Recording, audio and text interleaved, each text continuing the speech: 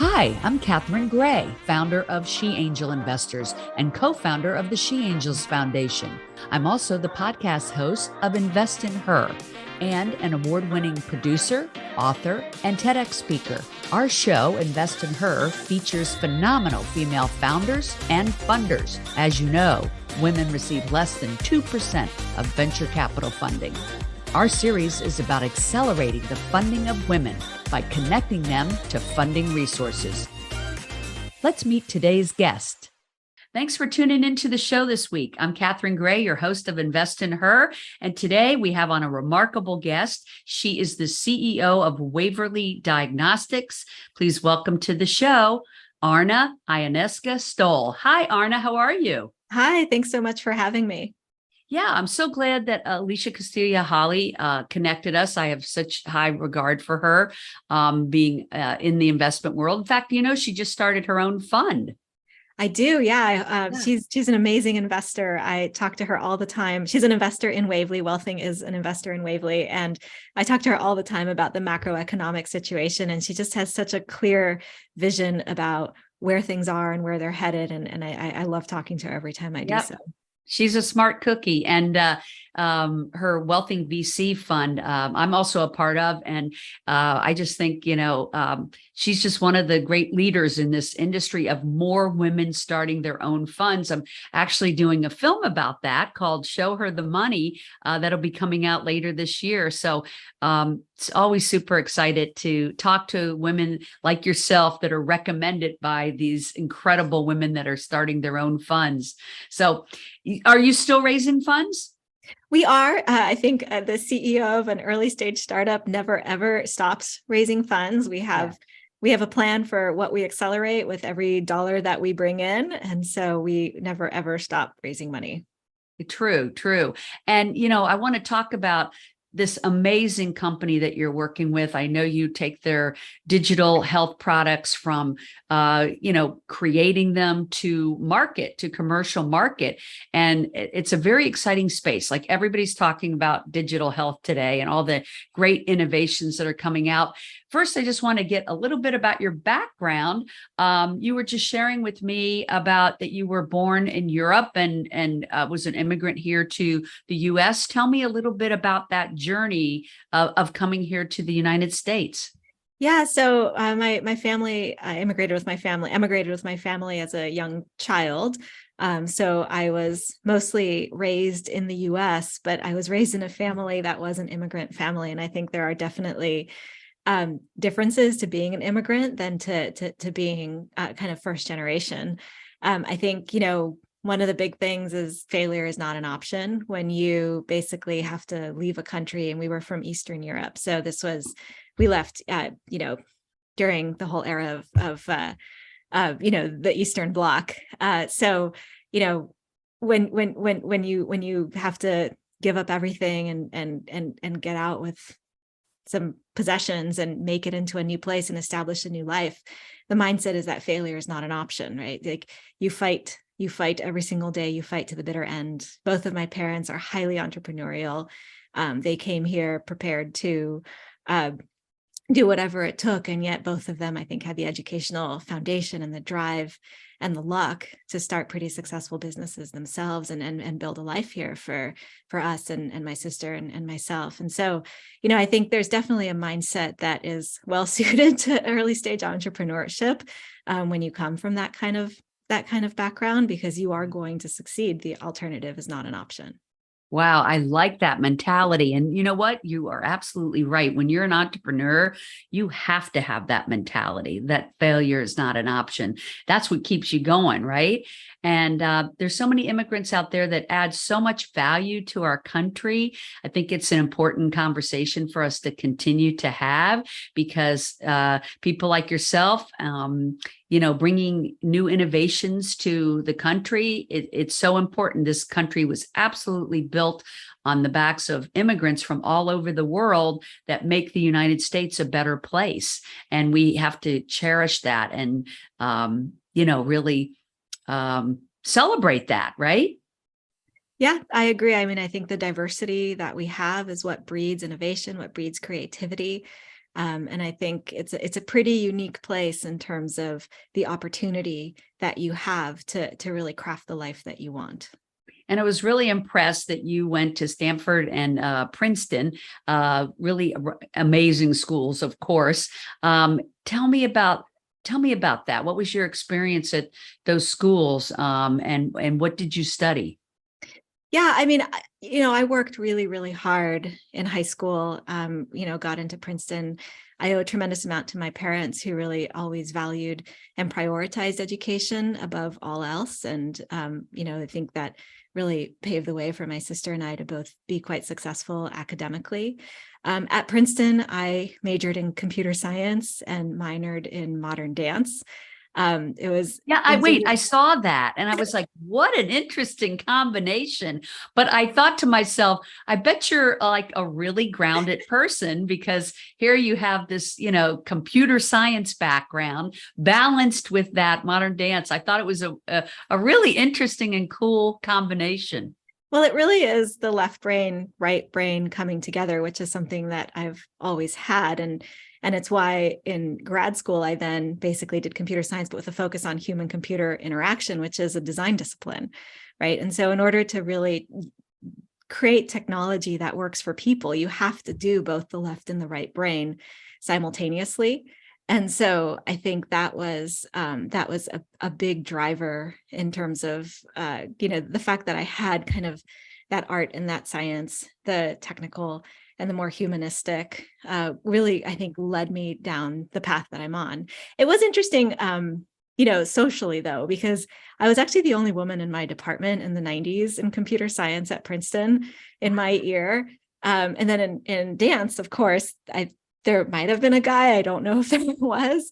And so I had these two like completely opposite communities, and they both were just wonderful. And I'm really close still to a lot of people in both of them. And I have to say, I did get to be the maid of honor at one of my best friends from dance who married one of my close friends from computer science. And so that was really fun. I love that. But what a great balance and what a gift, because, some people just are right brain or just are left brain. But when you have the two, it really can be super powerful. And I think that's a great combination.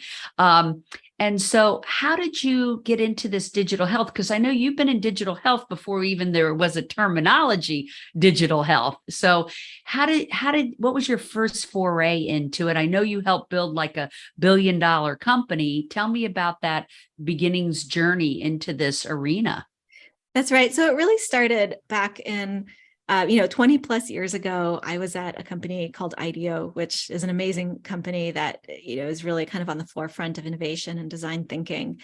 And I was in the health practice, and I started seeing this pattern of companies that were trying to use technology to facilitate healthcare delivery. And it was becoming a pattern. And this was pre-iPhone, right? This was like very early days of EMR. This was very early days of telephonic disease management.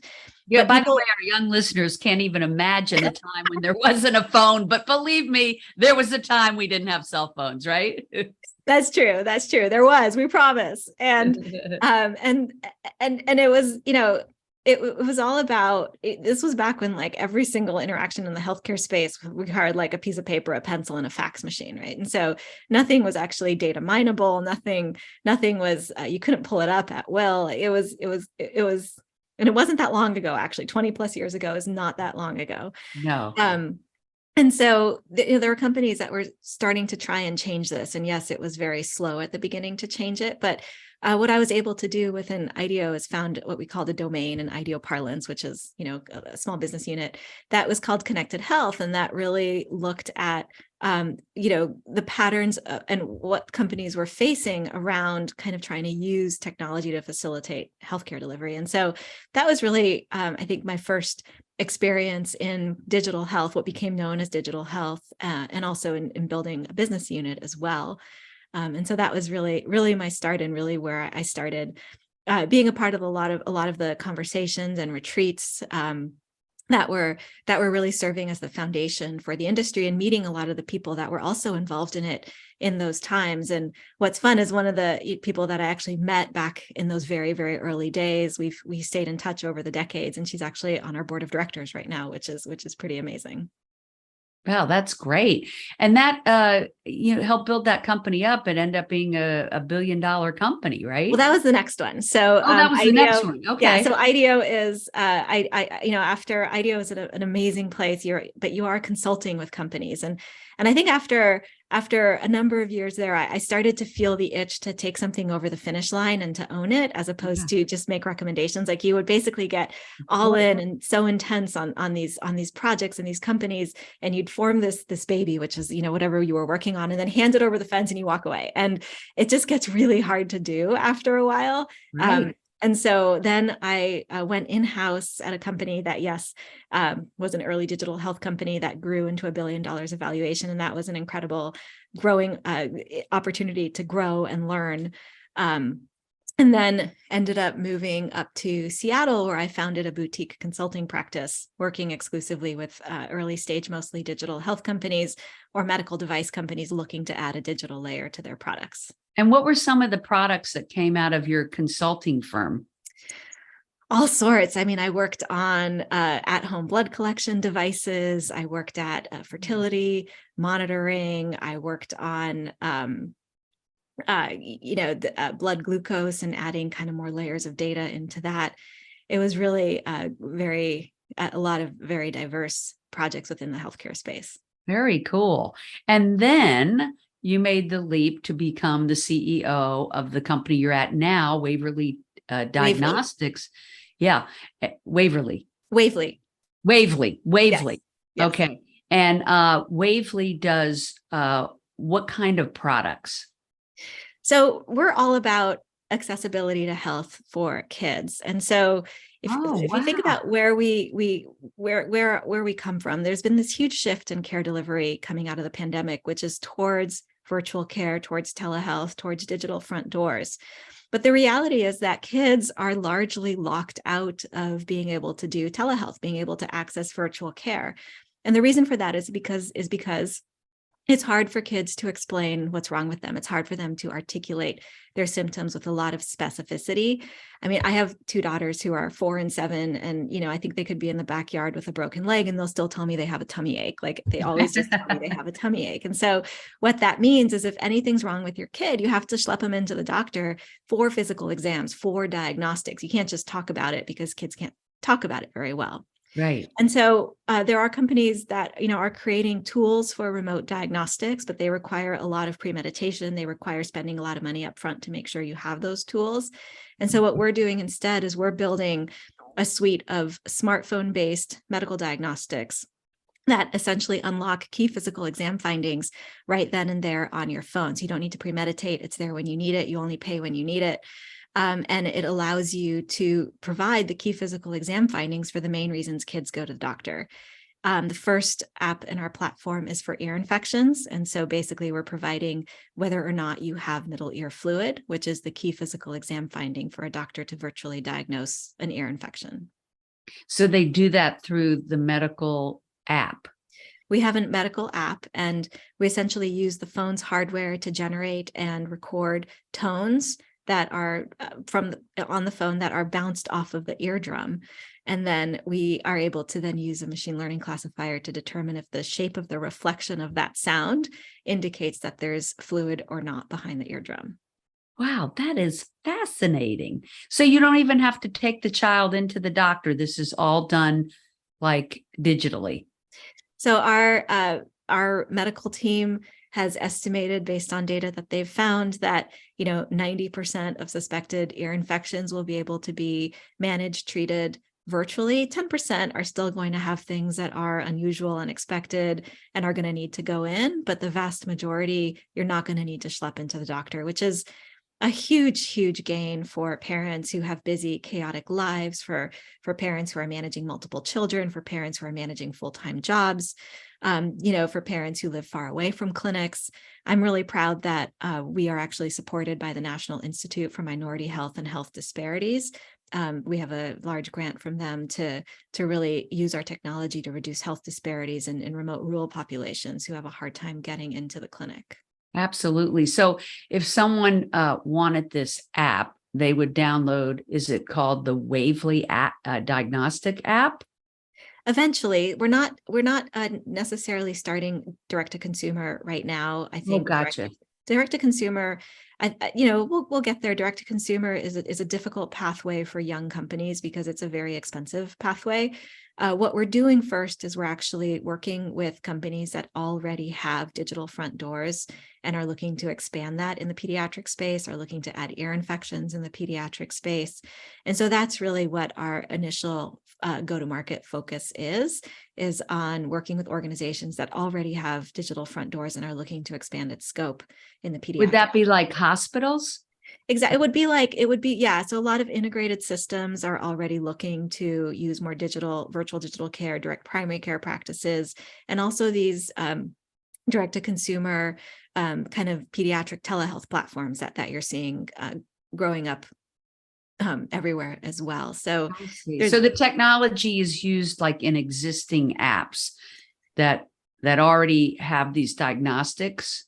yeah, so no, we have a standalone app, but it would be used by providers that are already offering virtual care. So it's the provider who's our direct customer, and then they would add our app into the tool set that they use to deliver their virtual care. Can you give us an example of some of the companies that might utilize that? So well, an example of some of the kinds of companies, since I'm not actually at liberty yet to talk about who the companies are that we have signed contracts with, but hopefully I will within a few months here, because we are quite early. We've just recently started getting out into the world, and we're doing it cautiously because we're early. But you could imagine an integrated healthcare system like Geisinger or Intermountain Health having a lot of interest in essentially providing kind of more convenient access to care for their families, providing more efficient care pathways for their system. One system that we spoke with, not necessarily the ones I mentioned, but they did a longitudinal analysis on their care delivery costs, and they found that for every visit they are able to shift from brick and mortar to telehealth, they save $124 in care delivery costs. And so they've actually allocated significant budgets to pay for tools that enable them to increase utilization of virtual care because it helps them on so many different fronts, like managing staffing shortages and just not losing patients as well. Like we've heard from one provider system, a pretty big one, that they're losing families because they're moving to more kind of digitally savvy care models because they want to be able to access more digital care. And so I think organizations like that I think are highly motivated to use more digital care. And then if you look at just the big telehealth platforms and especially the ones focused in pediatrics, the big names out there, like you've got Teladoc, obviously, Amwell, plus the pediatric ones like Brave Care and Summer Health and whatnot. They're all really interested in tools that help them increase the scope of digital care, of virtual care as well. Right, that makes sense. And I would think that these insurance companies, just to say Blue Shield or someone like that, I would think that they too would want these entities to be using more digital health. Am I right about that? Yeah, I think there is definitely a push by payers. To increase. I think, it's interesting because I've been talking to a lot of payers, and I think payers kind of fall into the category of, having done analyses that make them gung-ho about digital health because, in their conservative analysis, they break even. In their less conservative analyses, they are way ahead if they use more virtual care. Other payers are a little bit more conservative in their analyses and are worried about increased utilization of care as opposed to but I think for the most part, I think payers are also keen to push more virtual care utilization. And so I think that also bodes very well for us because we enable, 30 million appointments a year that today require an in-person visit to happen in the virtual space. Wow, that's amazing. Do you think we'll see more and more of this? Like this is the future, right? I think remote diagnostics are absolutely key. So, we have identified 32 companies that are using the smartphone to build and deliver medical diagnostics. And I think that we're just going to be seeing more and more of that for a whole slew of, different conditions. It's actually been a really wonderful industry to be a part of. We're kind of at the inception of this industry. I think we're one of the forces that's really guiding the creation of the industry as a whole. And what's been wonderful is I've made it my goal to form relationships with as many of the other CEOs in our industry as I can. And we've all been highly, highly collaborative, because we're all working on different diagnostics. So we're not directly competitive, and yet we're all dealing with very similar challenges. And so it is beneficial to all of us to help each other, which has been a really wonderful community to be a part of. It sounds very exciting. And I think it's very cool that you kind of been in this space like before people were really talking about it. So how would people, like, let's say they wanted to either, maybe they have a company and they want to use what you're providing, or they wanted to invest in your company. Like, what's your website? What's your contact? Do you have social media? How do people get in touch? Absolutely. Please visit our website at wavelydx.com. We are also on LinkedIn, on Twitter, on Instagram. But the best way is to reach out to me, Arna, ARNA, at wavelydx.com. And I'd be happy to talk with you, either if you're interested in partnering with us to use Waverly as part of your virtual care delivery, or if you're interested in supporting us. We are always looking for, we're never going to stop looking for funds, especially not in these early days, especially not with the economy that we're facing. We're in the fortunate position with the SBIR that we have from the National Institute for Minority Health and Health Disparities to have runway into Q2 of 2024, but we have a lot of activities that we would want to accelerate with more funding. Thank you. Thank you so much for sharing all this. Like, I think this is one of the things I love most about the show is we get to talk to people every week doing incredible work in the world that's game changing and disruptive. And this was certainly a great conversation. And also I love on Invest in Her to bring to light to people opportunities that they get to invest in very exciting companies run by women. And we want you to get behind Wavely and Arna if that's of interest to you. So look up Arna. She gave you her email. You can find her on LinkedIn or social media. You can also find me, Catherine Gray, Invest in Her on Instagram, and our sheangelinvestors.com. And She Angel Investors, of course, is on social too. Thank you so much for tuning in. We hope you enjoyed the show. Arna, thank you so much for being an amazing guest. Thank you so much for having me. Goodbye, everybody. Make it a great week. Remember, if you're looking to launch a business or grow your business, check out our e-course, 6 Ways to Fund Your Business, available at sheangelinvestors.com.